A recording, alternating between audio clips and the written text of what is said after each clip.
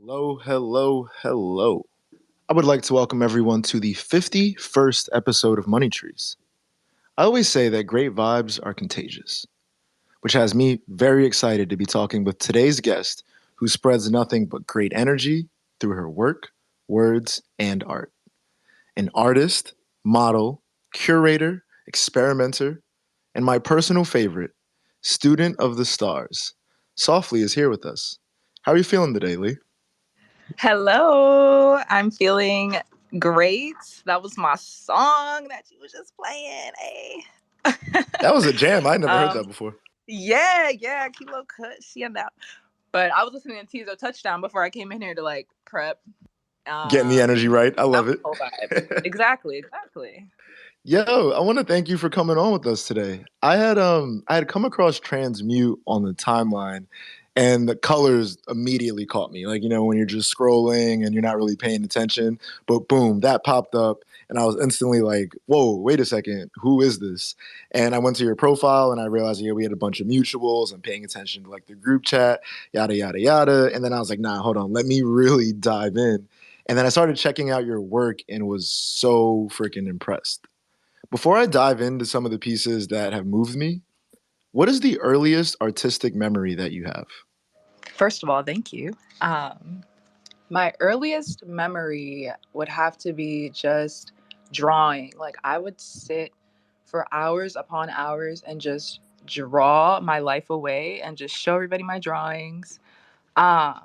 And that's kind of how I got into my artistry, I guess, because I was a very imaginative kid. I was always dreaming. I was very sensitive. And I also had a lot going on around me that I really wanted to escape. So that was a way for me to create my own world. If you don't mind me asking, where are you from? I'm from a small town in Ohio called Elyria. Um, it's kind of like it gives 8 Mile a bit, but like actually that's just a great description. Yo, so Illyria legit sound like I've never ever heard of that town. But even the name is kind of fire. Like if you are gonna be from a small town, at least it's not, Right. you know what, let me not even throw shade at any towns, but that's a gas name. And it sounds, what's crazy? Like Illyria, it almost sounds like Elysium, that one space movie. You have a crazy futuristic vibe to a lot of the things that you do. And so actually I'll just jump to that. I went to check out your website. I love, love, love when people's personal branding websites are interesting. I'll say that word because I think that it's one of those things where sometimes people can just phone it in or don't necessarily even have the know how to design a website, whatever the reason. Yours is fucking sick. And it gives me a very like galactic kind of futuristic vibe to that. Did you do your website yourself? I did. Shout out to Wix. I A did. Yeah, that's what I was kind of going for is like futuristic type of vibes. I like to say that I'm like an alien, even though I'm not an alien, but you never know. Aren't we So all yeah, aliens, right? exactly Like true. That's true. So that's what I was kind of going with for that. But because the reason I say like I don't resonate like with fully with alien is because like it's always associated with outer space and blah blah blah. But like I'm a nature alien. We'll say that. I'm like a bug out here. what is a nature alien? I don't know. I actually just made that up. No, okay, It's no, describe it. Describe it for us. What went through your head when you were like nature alien? It like doesn't even have to be specific. Just like give me the keywords. like otherworldly, but the world is familiar, but it's just like a little off, like a little more saturated, a little more loopy, and a little more playful. Like that's like Okay, the alien vibrating vibe. at a different frequency. I Yes, see yes. it. I see it. Man, we're gonna jump around a bunch here, but now I'm thinking about student of the stars. What is what does that mean? So I was like since middle school, high school, I got really into astrology. And it became like my own obsession. Like since like if you know me personally, I'm always comparing stuff to astrology. I'm always like looking at the stars and trying to tell people like, oh, I dialed it back a bit because in recent times, there is a lot of hubla around the astro scene, but I'm an OG, I promise. Like I know all the deities and all the different systems, Hellenistic, Vedic, sidereal. all that. Okay, no, that's real. I'll say I stopped giving out my birthday and birth time. I was on a rooftop party in Williamsburg and someone asked me for it and they started reading me a little too much. I'm like, ah yeah, y'all don't need this information no more. And on the flip side of that, I think when astrology for me, it always blows my mind when it really connects. But to your point about like the hoopla, like I was at an ice cream shop the other day and the lady behind the counter was just like, "Are you a Pisces?" And I was like, "No." She's like, "Are you an Aries?" She's like, "No, okay, I'm going to get it this time. You're a Taurus." And I'm like, "Ma'am, no, I'm a Virgo. If I could just get my waffle cone and go now. I don't think that this was your thing." Anyway, not to knock it. It was very, very, very off. Random, not trying to tangent. I want to stick on your website. The website is gas, and there are three main categories. The homepage, which if anyone hasn't seen, please go click in Lee's bio and then click to your universe, which is also a fire. You know, I've never even heard of On Universe. Homepage is gas. And then you have your art and your modeling page. I went to your Miria and I saw some of the digital collages that you had and then the drawings that were there. Do you have a favorite piece or one that stands out the most to you? Yes, I actually have two fave pieces, but I'll go with my like top fave. It's the collage that's on there, and it's kind of like it has a hand on the top of it. That's my all-time favorite piece because that was like the first collage I've ever created, and I was using my phone, and I just kind of like I didn't expect anything of it. I didn't even expect to post it anywhere. I like taking pictures, and I just wanted to try something new. So I always think of that as like my artist awakening. Like I was always an artist, but I didn't take it seriously until that piece and I saw it and I was like, wow, this is a part of me that I think is so beautiful. And I call it my coming out piece as an artist. That's gas. Speaking on new, what made you want to try Web3? Oh, excuse me. What made you want to try Web3? Because it was clear that you've had success in more traditional mediums. Yes. So I was trying to get my money up and I was learning about stocks with Days, who's in the audience, my GF. Hey, boo. But yeah, I was learning about stocks and crypto kept coming up. And I was like, okay, like, then I got like, I feel like I got these downloads and the universe is like, hey, digital money, it's about to start going up. Like, hey. And I was like, okay, okay, okay, I hear you. So then I just kind of dived into that. And then I started hearing more about NFTs. And then boom, it was the stock to crypto to NFT pipeline that I traveled to get here. A shout out Days, shout out Jazzy, who's also in the audience. There's a picture that Jazzy posted, and I realized I'm gonna actually have to have everybody from the picture on Money Trees. So Days, open invite. I will DM you after. But continuing on with your Web3 journey, do you remember which NFT you saw that was unrelated to you or like anyone that you knew that first caught your attention? I'm gonna have to think about this. I think Yosner.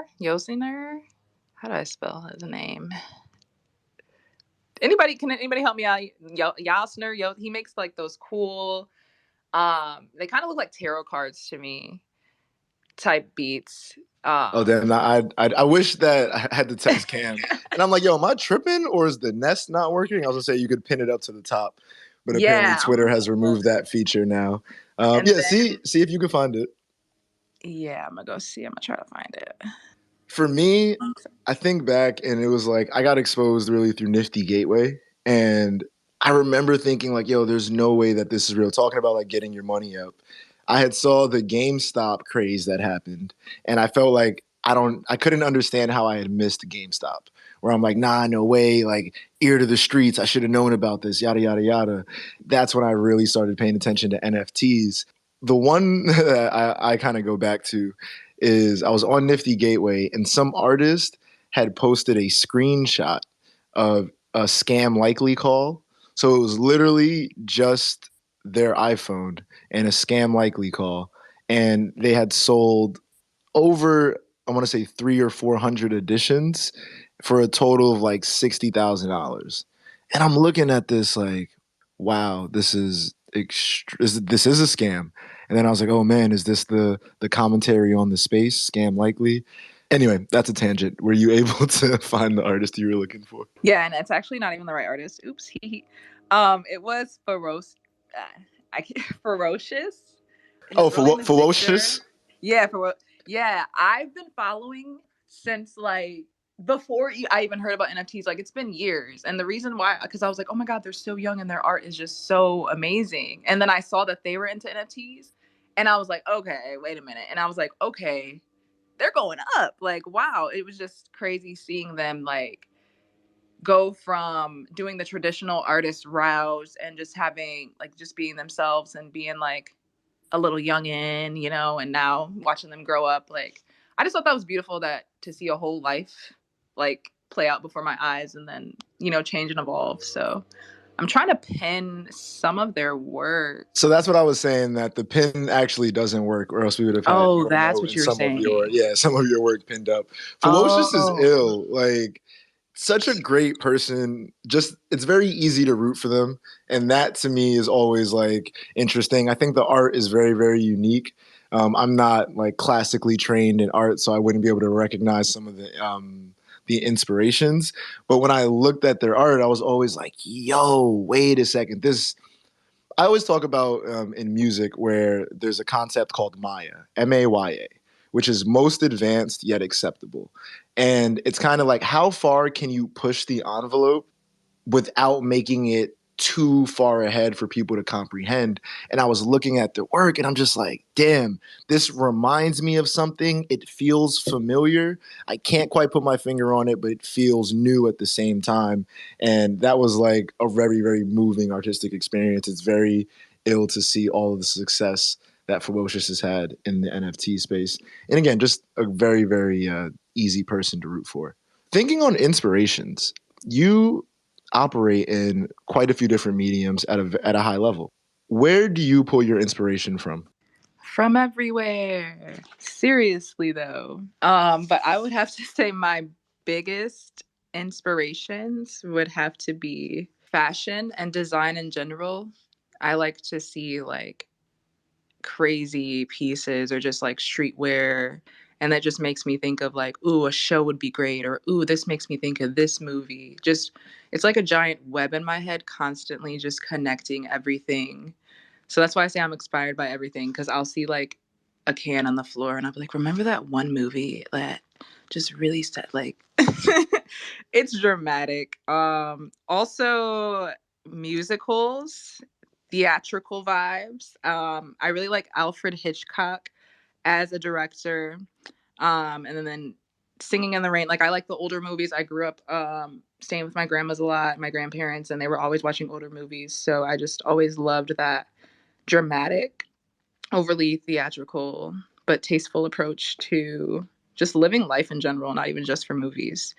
Um, the romance of life, that's what keeps me going, for real, for real. Like that's my heart, like just romanticizing like everything. Like I know just talking to people, like I can kind of be all over the place, and I kind of have like a childlike energy, I would say, but you know, yeah. And then of course nature, and then my spirit team and anime. Haha.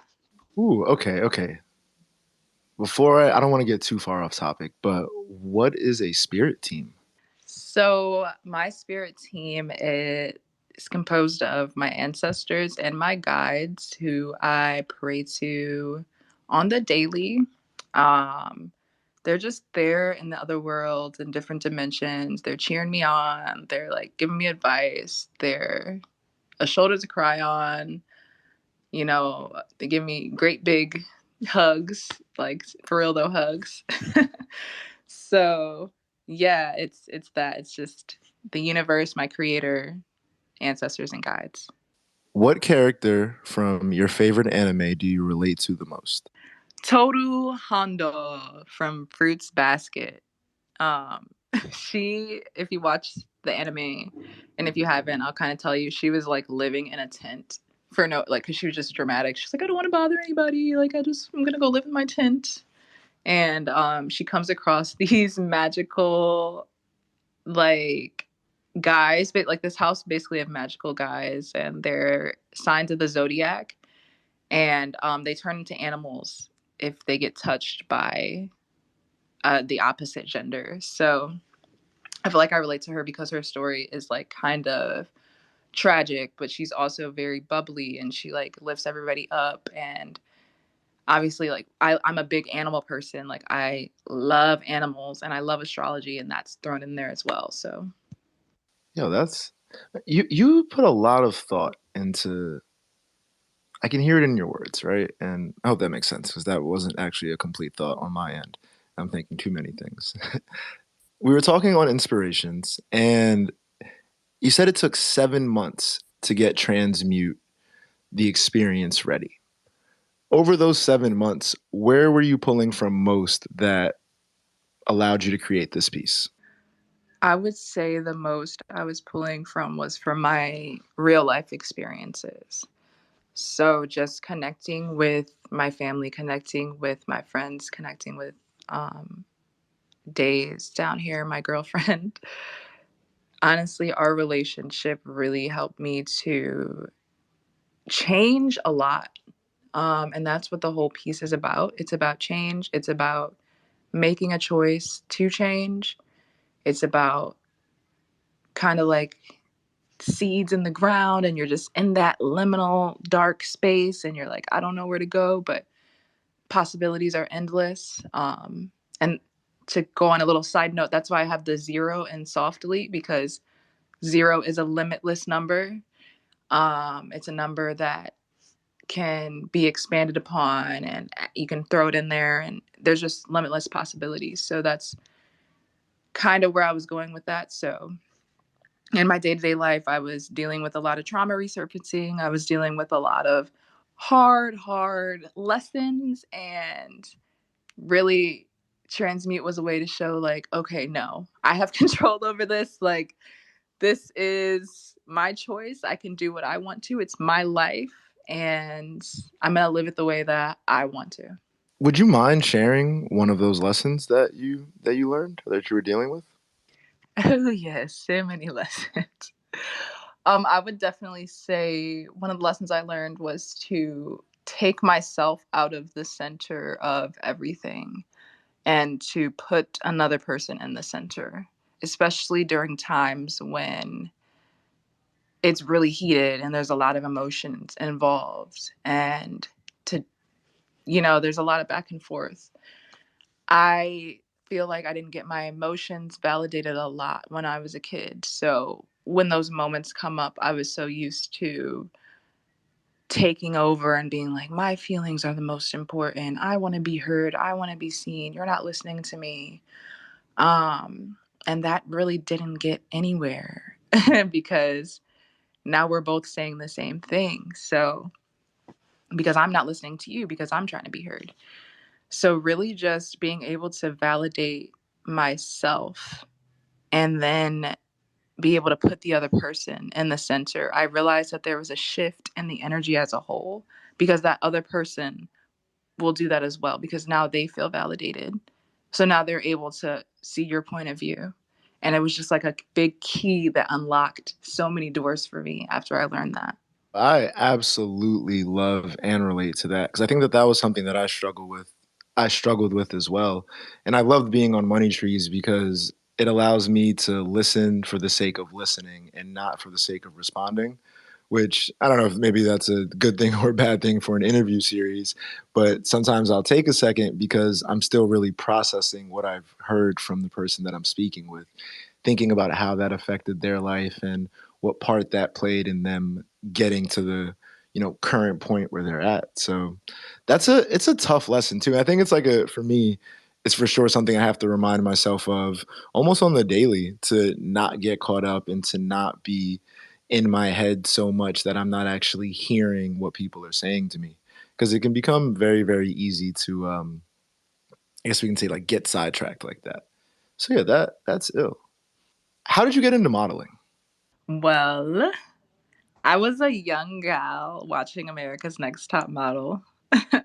And I would always like after the show, I would go and like pose in the mirror or like just like they would do a challenge. I'm like, okay, what would I do for this challenge? Like really tried to put myself in there. But in real life, like when I wasn't watching that, I was extremely nervous to be in front of the camera. Like I would just freeze up and just like look all awkward. So I guess as I started working on myself, as I got older, people would kind of reach out to me. And one time I was on the beach and this guy came up to me like, "Hey, I'm a photographer. You know, I need more models. Would you like to model for me?" And I did, and I posted it on my Instagram. And then after I posted that, just more and more photographers started to hit me up. I started to reach out to them and I started to build those relationships. So it was kind of like, it was it was always meant to be, I guess. Yo, that's such an ill kind of origin story to me. I think about the what's his name? Fez from Euphoria. Angus. What a great beef name. Anyway, how that he was essentially pulled the same way and it just like worked out, turned out that it was something that connected with him. I don't get how seeing America's Next Top Model would make you want to model because I always felt Tyra was so mean. It seemed like so stressful. What was the other She one? was insane, yeah. Yo, But it was you like, know, damn. I think that's why too, like the perfectionist in me like comes out because like Tyra's in the back of my mind, like you don't have a photo this week or just something crazy. Like I don't know. It's that show and what's the other one? American Idol. Where I'm like, man, like, do you really want Simon Cowell just clowning you in front of like millions and millions of people? Maybe that's what it takes. I don't know. Um, I've retired the so sadist in me, or is it uh, Machit? No, masochist, Yeah. masochist. I was like, I hope the sadist is retired. Jeez. I get them mixed up a lot. Nah, it's fine. It's fine. What's been your favorite photo shoot to date? My favorite one is where I'm wearing pink and red. Those are my two favorite colors. But honestly, I'm like entering a new era, so I'm retiring those colors. They're gonna be on my shelf, but I'm entering some more green and blue. But y'all didn't need to know that. Well, no, Anyways, I like that. I like that. I think pink and red is very like associated yeah, with love, and you've talked about how romanticism is heavy in your day to day, so that makes sense. yes, yes. I'm But interested to hear how green and blue fits, but please keep going. We can talk about that after. yeah, so it's like this pose where I'm in the rocks. I was actually at the lake in Cleveland and I was just posing and there was like a bunch of people behind the camera watching me. So it was kind of weird, but at the same time I was like I got to see my growth because I went from a girl who couldn't even pose for a group picture to now I'm by myself like standing on rocks, barely wearing a shirt, posing and I'm not even feeling scared. Like I'm feeling more free than anything. And it really shines through in the pictures, like you can really see it and I just love that. That's incredible having that kind of like freedom in your craft and starting to feel, a level of comfort that you previously didn't have. It's like that moment when it clicks and it's, literally BC and AD where the second that it happens, your entire future is now different because it has happened. You're aware of the moment, you know how it feels, you understand at least somewhat how to get back to it. And I love those moments in anyone's work, career, craft path. Craft path? Career? Yes, craft path. That might be a thing. Again, I'm not going to tangent. Why is green and blue representative of your new era? Or how, I guess to say. How or why? Um I'm very big on like the meaning of colors and the meaning behind colors. Every single one of my pieces, actually, the use of color is very intentional. I never just use a color just to use it. Um, so green is representative of heart energy, grounded energy, and just being connected to the world around you from this heart centered place. Blue um, is representative of like communication. It's your throat chakra, and just like green is your heart chakra, and it's right below your throat. So it's like you're speaking from your heart. So the green energy is moving into the blue, and the blue is like self expression, speaking your truth, speaking your purpose, just living out who you're meant to be. That's the blue. So those are two lessons that I'm really trying to hone in. I'm really trying to concentrate on them and I'm trying to make it work for me. Wow, that's actually a really good segue because one thing that I noticed is that you are very, very opinionated and not afraid to share opinions that may be deemed unpopular, where it seems very much like either you're with me or you're not with me. And I think that that level of boldness is one that needs to be cultivated and also protected because people tend to attack other people for having differing opinions. Do you remember a comment you may have made about capitalism a couple of years ago? There's been many comments made about capitalism over the years. Okay. Has your stance changed at all, or can I dive into some of those? Go ahead. I'm curious to see what you got. I'm curious. Okay. Softly, December 18th, 2020. Hating capitalism has ruined my relationship with money. Currency is neutral. Relearning this is going to take a while. I'm a luxurious bitch, and I'm not going to act like I don't want to live that kind of life. Do I want to do it off the backs of others? No, but I deserve wealth. I read that and was just like, damn, that is something that for me, I have definitely struggled with. Not even the idea of capitalism as much as like the association that I had with money coming up with my grandmother. And it was always like money is the root of all evil and you shouldn't want money and you shouldn't be trying to do these certain things. And I was just like, but damn, like life is tough. I really don't want to have to work 60, 70, 80 hour weeks. And if I just had a little bit of this extra currency over here, I wouldn't have to have that. And as I grew older and started to disassociate myself with that particular belief, I then started to understand more of what goes on with the different financial systems. One of the things for me that's been kind of freeing is that like I had this conversation earlier today with one of my homies who's asking me about bored apes. And I'm sure everyone that's into NFTs at some point has had somebody else that they know saw it on a headline, like come to them about it. And at this point, it was easy for me to explain, like, yo, this shit's just not real. Like, money as a whole really isn't real. Like, money's a technology that we use to exchange goods and services. And once you can kind of wrap your mind around that, it's like the bored ape shit doesn't become as crazy. And so I'm starting to develop this new relationship and, I guess to say, awareness around money and wealth. And for me, it's a vehicle for freedom. And I know that there's a certain point where I have that freedom. And I genuinely know that like I won't need to keep climbing the ladder at that number, at that, I guess to say that accessibility, where it's like, there's a couple you mentioned the stocks earlier. You get enough bread, a little 8% return. Life ain't that crazy. Like I was anyway, I'm tangenting now a bit about money. This was more on the fact that I really related to that when I read it. And so I just kind of wanted to give you the floor to talk a little bit about your journey in Web3 now coinciding with your current stance on money and capitalism. Yeah, for sure. Growing up, single mom, you know the story, eldest daughter, you know. So money was always a problem. It was always an issue. But at the same time, my family was really, I'm come from a family of Tauruses. So, they were really luxurious. They were on their Venetian stuff. So, but like on a budget. Um, so money spending was very erratic for me. Like when we did get money, like we would be like, oh no, money this, money that. Oh, it's so stressful. And then when we did, we would just spend it all.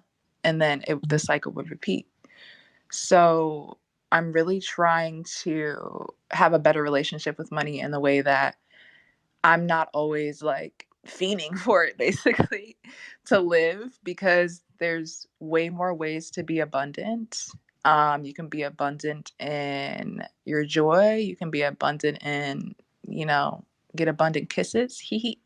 I don't know. Just you can be abundant in a lot of ways. So that's something I'm trying to work on.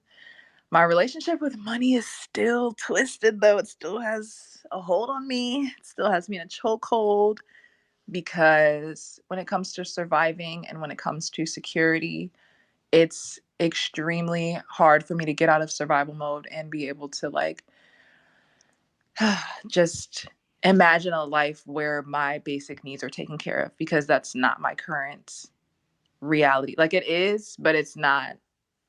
I've been in places where it's like, shit, like I don't know how I'm gonna get my next meal. Like I don't know how I'm gonna get to even my job to make a little bit of money. Like I don't have a job. So it's a little more complicated since I made that tweet, I think. So yeah. Yeah, I asked because it was what 9 months into the pandemic and prior to a lot of what's going on in this space and like the quote unquote revolution there. And so just interesting to see like as you know we're dealing with inflation and crazy gas prices as artists as creatives there's a constant kind of fear of instability just because the work is normally not valued at the impact that it has or being able to have the resources to continue making the work. You're unable to remain consistent because you have to stop and go do other things. It's a very very tricky situation, and I was just genuinely inquiring. I appreciate you sharing that and being so vulnerable and open about those topics, though, because it's actually funny enough not one I have talked about too often on Money Trees. The show is all about these great conversations that we have that ideally can provide blueprints, education, some entertainment to people who hear them. There's going to be guy, girl, however you identify as, that hears this conversation we've had with Lee today, understands that someone can appear as successful and great and still have layers behind them and things that they're dealing with and struggling with, and it doesn't invalidate them as an artist. It more than likely pushes them to continue. It makes their work more interesting, more provocative, more real. And yeah, this has been incredible. I genuinely appreciate you coming on here and sharing and being as open as you have. I think I just repeated that, so that just speaks to the fact that I You're good. appreciate. Repetition solidifies things sometimes. Ooh, a bar. No, hold on. I'm about to. Nah, I'm jacking that. I'm like, no, I All wouldn't right, repeat write myself. it I'm down. solidifying Yeah, it. Yeah, yeah. no, Make a that's. note of that. It's like Oh but yes, shit. thank you so much for having me. I love Manish, like the notes that you do or that your artist does. I'm like, oh my God, like that's so cool. And just like being able to see my friends and people that I know and just like come up here and share their lives and just have that opportunity to do it with a host who like takes the time to figure them out and actually look into their life. Like that's dope. Thank you. I'm grateful for you.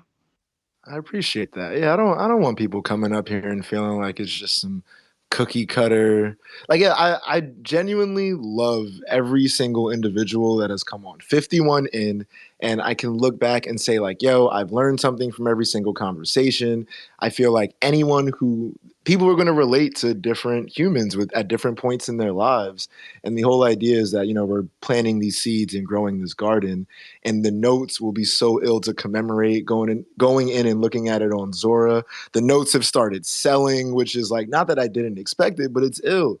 I get to hit previous guest up like, yo, here's your half of your Money Trees note. Appreciate you coming on. I'll let you know if it resells because we're splitting that royalty too. To me, it's a very fun way to explore the blockchain and just figure out like what makes sense for a talk show. How the hell do we even monetize this? So yeah, that was a again another tangent, but a needed We one. love a tangent.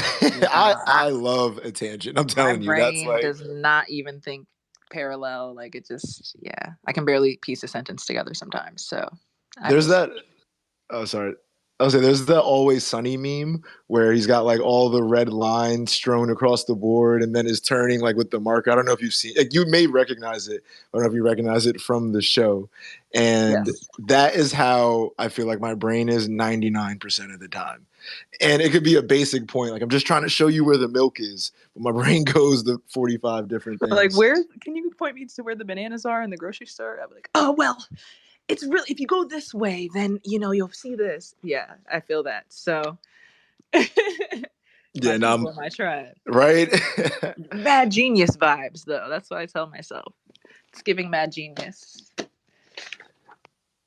Yeah, we covered a lot and I already gave all of the flowers, but repetition solidifies. So I will say it again. I appreciate you for coming on here and sharing and being so open. Before I let every guest go, there are two questions that I ask. The first question is going to be, what is your seed phrase? And I'm looking out at this wonderful crowd, and y'all have all already heard me explain what a seed phrase is, so we're just going to jump right into it. Softly, what is your seed phrase? My seed phrase for now is the brightest light cast the darkest shadow. Another bar. And it's kind of a star bar because stars provide light. Like, I see you. I see the connection. My second question is going to be, what is your one of one number 51 note going to be listed for? I'm gonna list it for points 0123. Love it. Point 0123. I love the numbers that the guests choose. Yes. I really do mean that when I say I love it. Okay, I'm not going to tangent. I promise I'm No, not. you're good. Yeah, this has been 123. Let's go. there. It is. Yo, again, repetition. Yo, oh my gosh, I'm jacking that. I'm gonna say the same things over and over. And as a marketing person, it does take 7 times for somebody to get the point, or 7 points of exposure. Thank you for coming on the show. Can you leave us with a teaser as to what we can expect next from the Softly universe? Music. Beautiful, beautiful sounds. And Ooh, okay, okay. yes. Any, are we a music video, a song, a performance piece? I want to say I'm not gonna set myself up, so I'm gonna just say for now a song. Okay, okay. See, But there will I'm be trying to so much extract too more. much. I know. There will be so much, yes, but a song, yes. Also, your playlist are gas. I was playing I know you mentioned it at the top, but I had actually listened through to it yesterday night. Wow, last night. And shout out to you there from the curatorial vibes. This has been a fire episode. I cannot wait for people to hear it. Shout out to everyone in the crowd. Appreciate the lit NFTs gang as always.